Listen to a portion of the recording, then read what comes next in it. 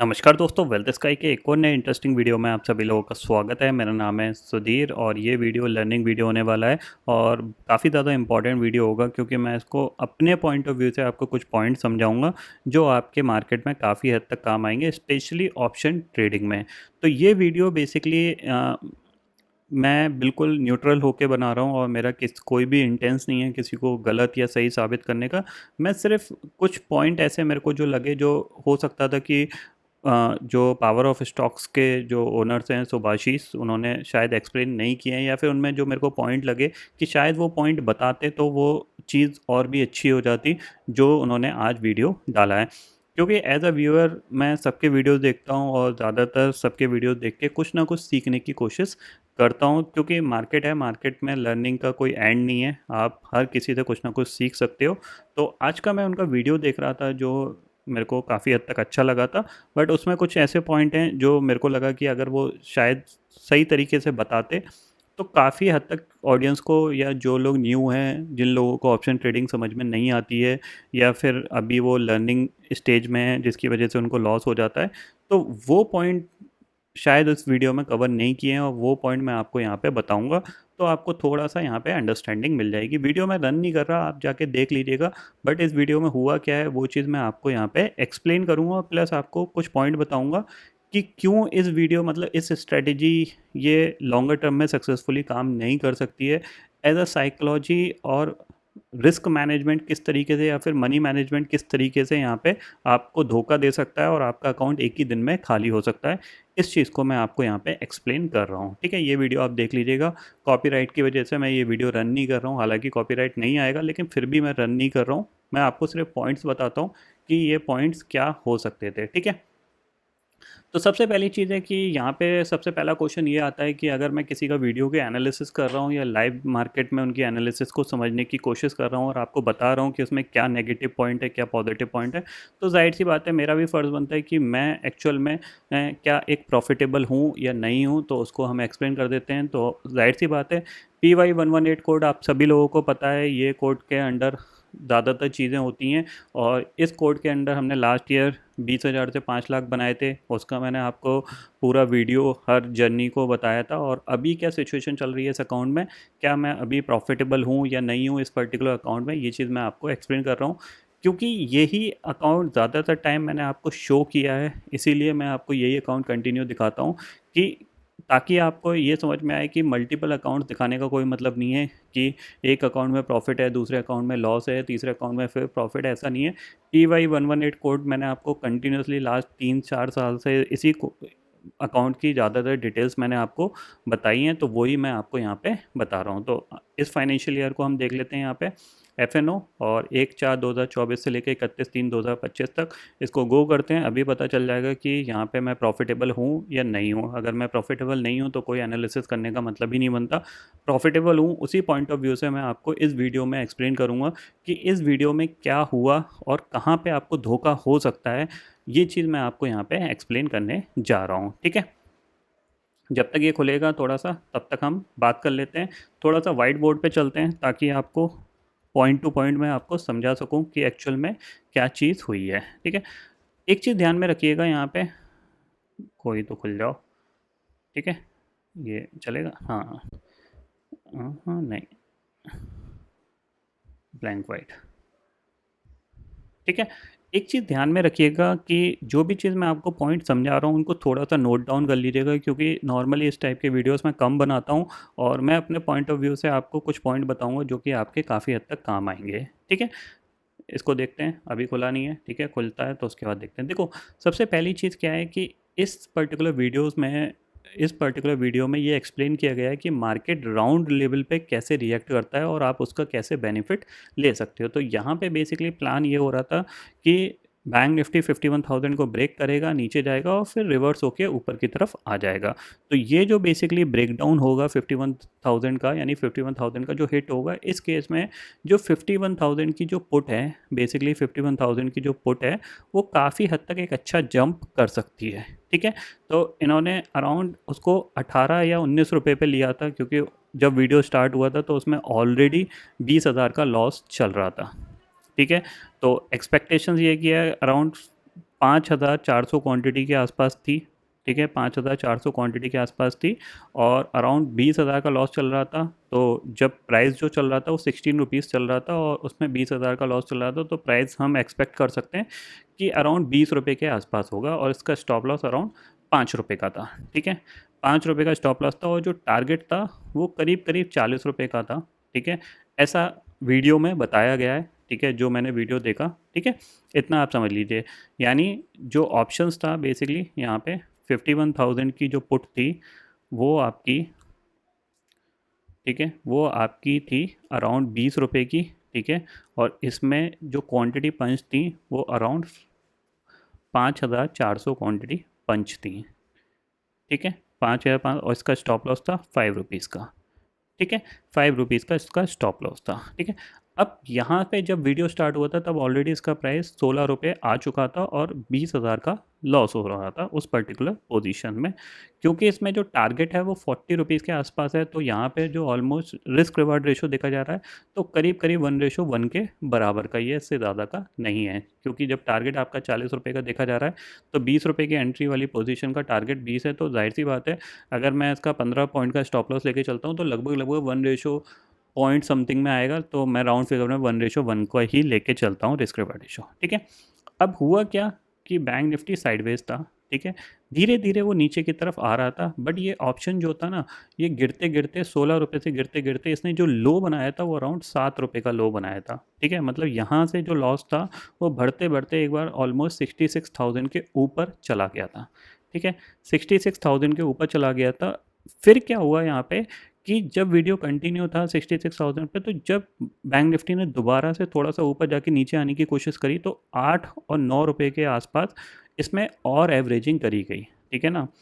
यानी 8 रुपये और 9 रुपये पे जो एवरेजिंग करी गई अराउंड 54,000 क्वांटिटी के आसपास दोबारा से यहाँ पे पंच हुए, 900 करके मल्टीपल टाइम्स में यहाँ पे क्वांटिटी पंच हुई। तो टोटल क्वांटिटी अराउंड जो थी वो अराउंड शायद 9900 थी या फिर 9600 थी, इस टाइप की थी। थोड़ा सा वीडियो देख लीजिएगा, नंबर से इतना ज़्यादा कुछ लेना चाहना है नहीं, मैं आपको सिर्फ लॉजिक एक्सप्लेन कर रहा हूँ कि आपको किस पॉइंट पे यहाँ पे ध्यान देना है, ठीक है। तो हुआ क्या है यहाँ पे, जब 8-9 के आसपास ऑप्शन आ गया तो यहाँ पे एवरेजिंग करी गई, ठीक है। एवरेजिंग करी गई और एवरेजिंग करने के बाद जब बैंक निफ्टी नीचे की तरफ गिरा तो ये जो ऑप्शंस था ये ऑप्शन दोबारा से बढ़ के ऊपर की तरफ मूव हुआ। कहाँ तक मूव हुआ, 40 रुपये तक मूव हुआ। लेकिन ये ऑप्शन जो काटा गया वो काटा गया है 16 रुपये के आसपास, ठीक है। और 16 रुपये के आसपास काटा गया जब इसमें प्रॉफिट अराउंड 54,000 या 66,000 के आसपास बुक हुआ था, ठीक है। 66,000 के आसपास यहाँ पे प्रॉफिट इस पर्टिकुलर पोजीशन में मिला था, ठीक है। जब ये कटा, आप वीडियो देख लीजिएगा पूरा। हो सकता है मैं कुछ चीज़ गलत बता रहा हूँ, ठीक है, उसके लिए मैं पहले से ही सॉरी बोलता हूँ, बट जो मेरे को पॉइंट समझ में आ रहा है वो पॉइंट मैं आपको यहाँ पे एक्सप्लेन कर रहा हूँ, ठीक है। अब देखो इसमें सबसे बड़ी दिक्कत की बात क्या है, इसमें सबसे बड़ी दिक्कत की बात ये है कि जब ऑप्शन 20 रुपये का लिया गया और उसका स्टॉप लॉस 5 रुपये है, ठीक है। तो जाहिर सी बात है जब ये ऑप्शन स्टॉप लॉस के पास जा रहा है वहाँ पे एवरेजिंग करने का कोई सेंस नहीं बनता। क्योंकि अगर आप एवरेजिंग करोगे और ये होगा क्या, अगर ये ज़ीरो हो गया तो आपके सारे अकाउंट के पैसे चले जाएंगे। वो मैं आपको एक्सप्लेन करके अभी बताऊंगा इस वीडियो में। कोशिश करूंगा वीडियो छोटा ही रहे, जल्दी से मैं आपको एक्सप्लेन करूंगा। तो पहली चीज़ तो यही है, मतलब नीचे के लेवल पे एवरेजिंग नहीं करनी थी। अगर टारगेट 40 का था, 20 पे एंट्री करी थी, 5 का स्टॉप लॉस लगा रहता, सीधा टारगेट मिलता, कट जाती position, everything is find. But हुआ क्या, जब ऑप्शन 8 रुपये के आसपास चला गया, 9 रुपये के आसपास चला गया, तो वहाँ पे एवरेजिंग हुई। एवरेजिंग होने की वजह से क्या है कि जो प्राइस हायर साइड पे था वो लोअर साइड पे प्राइस आ गया। जाहिर सी बात है आपने एवरेज किया है तो आपका जो प्राइस होगा वो नीचे की तरफ आ जाएगा। जब मार्केट ने ऊपर की तरफ स्पाइक लगाना स्टार्ट किया तो आपका जो एग्जिट हुआ वो 16 रुपये पे हुआ, ठीक है। 16 रुपये पे हुआ, जबकि कायदे से जो टारगेट था वो 40 रुपये का था। 40 रुपये के आसपास तो गया। अब स्पाइक में कोई बुक थोड़ी नहीं कर पाता है, स्पाइक में तो कुछ भी हो जाता है। स्पाइक में तो हो सकता था 50 भी चला जाता है, लेकिन वो बुक थोड़ी नहीं होगा। जो प्राइस बुक होगा वो इंपॉर्टेंट है ना, क्योंकि वही आपका प्रॉफिट और लॉस हुआ। तो बेसिकली यहाँ पे ये पॉइंट, जो चीज़ मेरे को गलत लगी वो ये है कि नीचे के लेवल पे एवरेजिंग नहीं करनी थी। अगर आपको यहाँ पे वीडियो बनाना था तो ये वीडियो में जो एक नेगेटिव पॉइंट दिख रहा है वो यही है कि आपको कभी भी नीचे एवरेजिंग नहीं करनी है। क्यों नहीं करनी है उसका मैं आपको लॉजिक बताता हूँ, ठीक है। देखो, सब प्रॉफिट और लॉस देख लेते हैं। हाँ, खुल गया। अब आप देखोगे इसमें अराउंड अराउंड रियलाइज प्रॉफिट 2,98,000 का है, ठीक है, और जिसमें टोटल टैक्सेस हमने अराउंड 82,000 के दे दिए हैं। और अगर हम ग्रॉस प्रॉफिट की बात करें, अराउंड 2,15,000 का प्रॉफिट है। और सितंबर का मंथ अभी स्टार्ट हुआ है, यानी अप्रैल, मई, जून, जुलाई, अगस्त, सितंबर 6 महीने में ये प्रॉफिट है इस पर, यानी ऑप्शन ट्रेडिंग। और आप देख सकते हो यहाँ पे पूरी ऑप्शन ट्रेडिंग है, ठीक है ना। आपको दिख रहा है यहाँ पे सेंसेक्स, निफ्टी, ठीक है, mid cap Nifty, fin Nifty, आप देखो बैंक निफ्टी, ठीक है, यही इंडेक्स हैं सारे। ये सारे ऑप्शन ट्रेडिंग है, ठीक है, प्योरली ऑप्शन ट्रेडिंग है पूरी। और ऑप्शन ट्रेडिंग में जाहिर सी बात है 6 महीने से मैं प्रॉफिटेबल हूँ, तो इसका मतलब कुछ ना कुछ थोड़ा बहुत जानता हूँगा, तभी मैं आपको ये चीज़ बता रहा हूँ, ठीक है। वीडियो आप ये वाला पूरा देख लीजिएगा, आपको समझ में आएगा। अब देखो यहाँ पे मैं आपको पॉइंट क्या समझाने की कोशिश कर रहा हूँ, वो चीज़ समझो। पहली चीज़ क्या है, लेट अस सपोज आप ऑप्शन ट्रेडिंग लंबे समय के लिए करते हैं, कोई 1-2 दिन के लिए करने नहीं आए हैं, ठीक है। राउंड फिगर पे मार्केट कैसा रिएक्ट करता है, तो मल्टीपल टाइम राउंड फिगर पे एक्सपायरियाँ होती हैं, ठीक है ना। ज़्यादातर टाइम मार्केट 51,500 हो गया, 51,000 हो गया, 52,000 हो गया, 51,200 हो गया, इस टाइप के राउंड फिगर्स में एक्सपायरी करने की कोशिश करता है, क्योंकि राउंड फिगर में ऑप्शन सेलर को सबसे अच्छा प्रॉफिट मिलता है, ठीक है। लेट अस सपोज आपने ये वीडियो देखा और ये चीज़ समझिए कि हाँ, राउंड फिगर पे मार्केट राउंड फिगर को टेस्ट करने जाता है, तो क्यों ना मैं एक पुट ले लूँ। अगर 51,000 पे एक्सपायरी होगी और मेरे को एक अच्छा खासा यहाँ पे 1:2 का यहाँ पे रिस्क रिवार्ड रेशियो के हिसाब से प्रॉफिट मिल जाएगा। और आपने क्या किया, मान लो 15 रुपये पे आपने एक ऑप्शन ख़रीदा, ठीक है, फर्स्ट ट्रेड की बात कर रहा हूँ, फर्स्ट ट्रेड पे, और ये 51,000 पे गया और आपने इसको 40 पे मान लो बुक कर लिया, ठीक है। और जो भी अमाउंट कैपिटल डिप्लॉय किया था, मान लो उस पर आपको 20,000 का यहाँ पे प्रॉफिट मिला, ठीक है, ठीक है। आपने सेम जब दूसरी एक्सपायरी आई, यानी आपने जब सेकंड एक्सपायरी को प्ले किया, उस टाइम मान लो बैंक निफ्टी 51,500 पे ट्रेड कर रहा था, ठीक है, 51,500 पे ट्रेड कर रहा था, वहाँ पे एक्सपायरी थी। या फिर निफ्टी 25,000 पे ट्रेड कर रहा था, वहाँ पे एक्सपायरी का प्लान बन रहा था। आपने फिर एक ट्रेड ली, मान लो 10 रुपये का ऑप्शन लिया था इस बार, और 10 रुपये का ऑप्शन आपका 30 पहुँच गया, ठीक है। क्योंकि इसमें रिस्क रिवार्ड रेशो बड़ा नहीं लिया गया, ध्यान रखना, रिस्क रिवार्ड रेशो बड़ा नहीं है कि 10 का ऑप्शन मैं 100 पे काटूंगा। सिर्फ 25-30 पॉइंट की बात हुई थी, उसके हिसाब से मैं बता रहा हूँ। यहाँ पे आपको फिर मान लीजिए 20,000 का प्रॉफिट हो गया, ठीक है, 20,000 का प्रॉफिट हो गया। अब मान लो आपने तीसरी बार फिर ट्रेड प्लान किया, मान लो निफ्टी के प्लान किया, 25,000 की निफ्टी थी, आपने ये ऑप्शन 10 का लिया, ठीक है, 10 का लिया, और 10 का लेने के बाद ये ऑप्शन मान लो 5 चला गया, आपने एवरेजिंग कर ली यहाँ पे 5 पे, क्योंकि उसमें भी एवरेजिंग हुई है, जाहिर सी बात है, उस वीडियो में एवरेजिंग हुई है, तो आपने भी एवरेजिंग कर ली। और बाद में ये ऑप्शन दोबारा से 20 रुपये चला गया, ठीक है, तो आपको मानते हैं हम यहाँ पे भी अराउंड 15,000 का प्रॉफिट हो गया, ठीक है, जो भी कैपिटल आपने डिप्लॉय करी है, ठीक है। अब देखो इसमें पॉइंट क्या है, जब आप एवरेजिंग कर रहे हो ना, तो आपका मनी मैनेजमेंट डिसबैलेंस हो रहा है, समझ रहे हैं आप। ठीक, आप समझ तो रहे हो बिल्कुल कि 51,000 पे एक्सपायरी होगी या 25,000 पे एक्सपायरी होगी, लेकिन बिकॉज आप 3 बार सही जा चुके हो, आप फर्स्ट टाइम सही गए, सेकंड टाइम सही गए, थर्ड टाइम भी सही गए, तो फोर्थ टाइम क्या होगा कि जब फोर्थ टाइम किसी भी राउंड फिगर पे एक्सपायरी होने आएगी, ठीक है ना, और उस टाइम अगर मार्केट आपको धोखा देगा तो आप क्या करोगे, ठीक है। मान लो आपने 15 पे ऑप्शन खरीदा, ठीक है, आपने यहाँ पे कैपिटल डिप्लॉयमेंट कर रखा है अपना 20,000 रुपये, ठीक है, 15 का ऑप्शन 10 आ गया, आपने कहा यार एक बार तो बाउंस होगा ना, क्यों ना मैं एवरेजिंग कर दूँ, जैसे इस वीडियो में एवरेजिंग किया हुआ है, आपने वहाँ पे और 10,000 रुपये डिप्लॉय कर दिए। 10 का ऑप्शन 8 आ गया, ठीक है, 8 आ गया, आपने सोचा यार अब तो और गिर गया है, इसमें मैं और एवरेजिंग कर देता हूँ, तो 8 का ऑप्शन मान लीजिए 4 आ गया, 4 पे जाके आपने इसमें और एवरेजिंग कर दिया, क्यों, क्योंकि 3 बार आपको बाउंस होते हुए दिखा था वो ऑप्शन, और जिसकी वजह से आपको प्रॉफिट मिला था। इस केस में भी आपको ऐसा ही लगेगा कि ये दोबारा से 20 रुपये चला जाएगा और मेरे को प्रॉफिट हो जाएगा। 4 आ गया, 3 आ गया, 3 पे आपने और एवरेज कर लिया, 2 आ गया, आपने और बड़ी क्वांटिटी पंच कर ली, यानी अल्टीमेटली आप क्या करोगे इसमें कि जितना आपने इन 3 ट्रेड में कमाया है, बिकॉज आपके दिमाग में ये चीज़ सेट हो गई है कि राउंड फिगर को एक बार मार्केट टेस्ट करने जाता है और ऑप्शन का प्राइस जंप हो जाता है, उस पॉइंट ऑफ व्यू से आप ऑप्शंस में कंटिन्यूसली हर लेवल पे एवरेजिंग करते रहोगे और कैपिटल डिप्लॉय करते रहोगे। जिसका यहाँ पे नुकसान क्या होगा, अगर ये ऑप्शन ज़ीरो हो गया, आपको इस ऑप्शन ने एग्जिट दिया ही नहीं, तो आप एक ही ट्रेड में सारे पैसे खो दोगे, ठीक है ना। एक ही ट्रेड में सारे पैसे खो दोगे, और ऐसा ही ज़्यादातर टाइम होता है। ऑप्शन बायर्स के साथ प्रॉब्लम क्या है, ऑप्शन बायर डेली पैसा बना लेता है, थोड़ा थोड़ा वो डेली बनाता है। पहली ट्रेड में बना लिया उसने, दूसरी ट्रेड में बना लिया, तीसरी ट्रेड में बना लिया, लेकिन चौथी ट्रेड में बना लिया, लेकिन पाँचवीं ट्रेड जब उसकी ख़राब होती है ना, तो वो सारे पैसे खो देता है, इवन घर से भी पैसा चला जाता है। तो उसके पीछे का रीज़न ही यही है कि जो मनी मैनेजमेंट है ना, risk management, money management option trading में, उसको हैंडल करना बहुत मुश्किल है। बहुत मुश्किल का मतलब ये है कि आप कितने भी एक्सपर्ट एक्सपर्ट ट्रेडर हो, आप कुछ भी करते हो, आपको मनी मैनेजमेंट में बहुत ज़्यादा दिक्कत आएगी ही आएगी। क्योंकि ऑप्शन का प्राइस किसी को नहीं पता कितना लो कर सकता है, कितना हाई जा सकता है। बहुत से ऑप्शन 2 रुपये से 200 चले जाते हैं, और बहुत से ऑप्शन 200 रुपये से 2 रुपये आ जाते हैं हाल। किसी को नहीं पता कि ये ऑप्शन 2 रुपये के बाद 200 जाएगा। तो ये प्रॉब्लम सबसे ज़्यादा ऑप्शन ट्रेडिंग में होती है, और इसी वजह से ज़्यादातर लोग एक ही दिन में अपना सारा अकाउंट खाली कर देते हैं।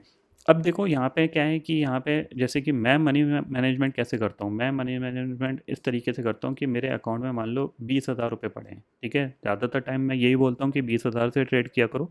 तो मेरा एक दिन का पूरा रिस्क यही है, ठीक है ना। इससे ऊपर जो अमाउंट होगा मैं विड्रॉल कर लेता हूँ, ठीक है। तो एक दिन में 20,000 से ज़्यादा का मैं रिस्क नहीं लेता, सिंपल सी चीज़ है। इस 20,000 में मैं कितनी बार भी एवरेज कर लूँ कोई फ़र्क नहीं पड़ता मेरे को, ठीक है ना।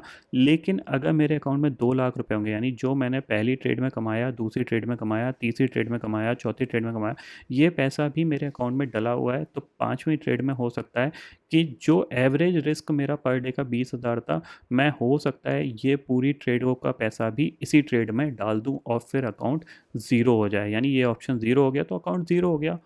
तो इस पर्टिकुलर वीडियो में ये जो चीज़ एक्सप्लेन करी गई है ना, राउंड फिगर के आसपास मार्केट कैसा रिएक्ट करता है, ये बिल्कुल सही है, ठीक है।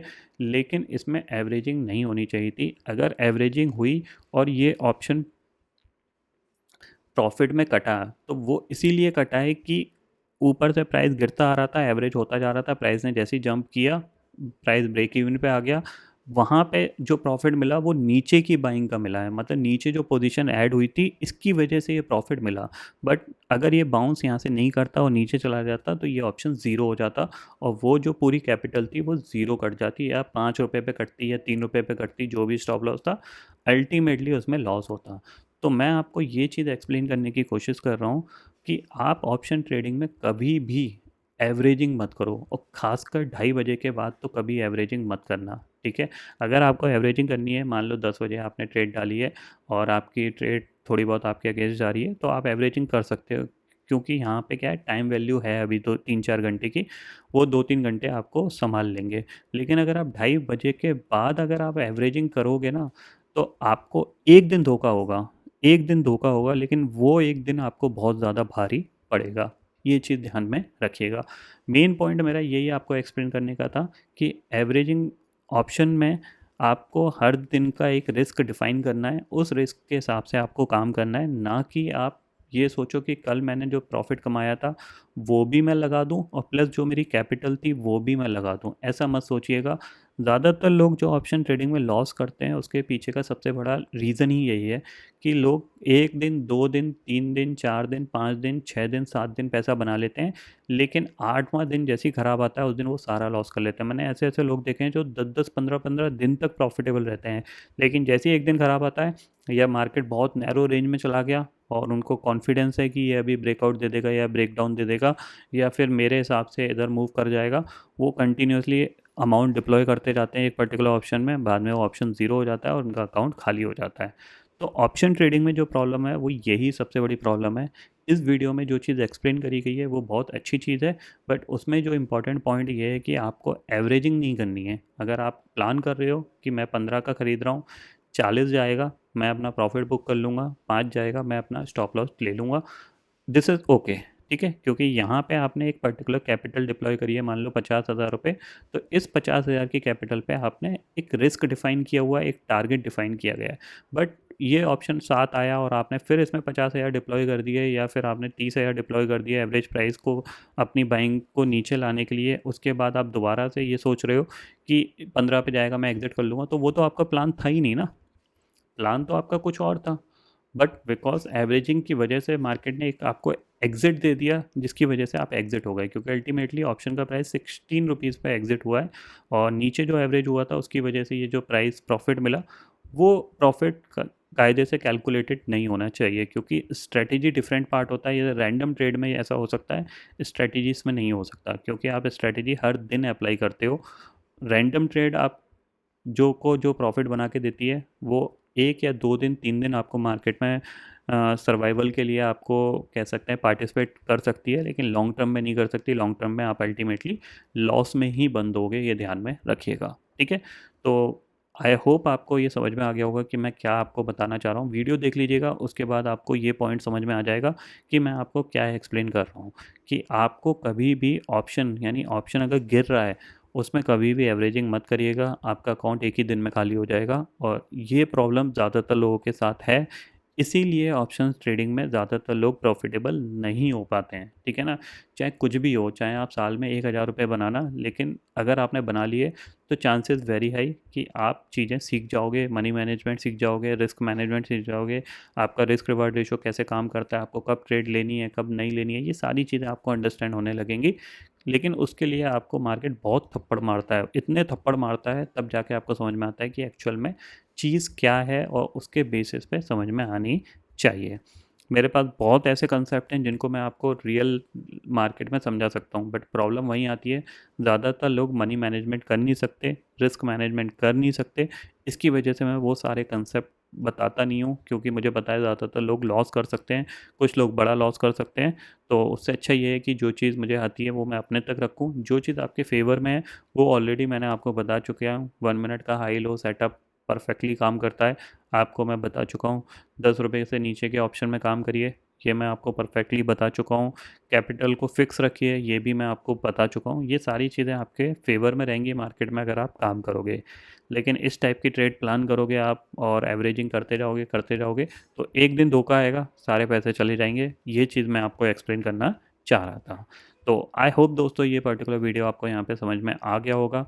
मुझसे कुछ गलती हुई होगी तो उसके लिए आई एम वेरी सॉरी। अगर आपको इस वीडियो में कुछ भी अच्छा लगता है तो नीचे कमेंट बॉक्स पे कमेंट करके ज़रूर बताइएगा। ठीक है, फिलहाल इस वीडियो में इतना ही है। जय हिंद।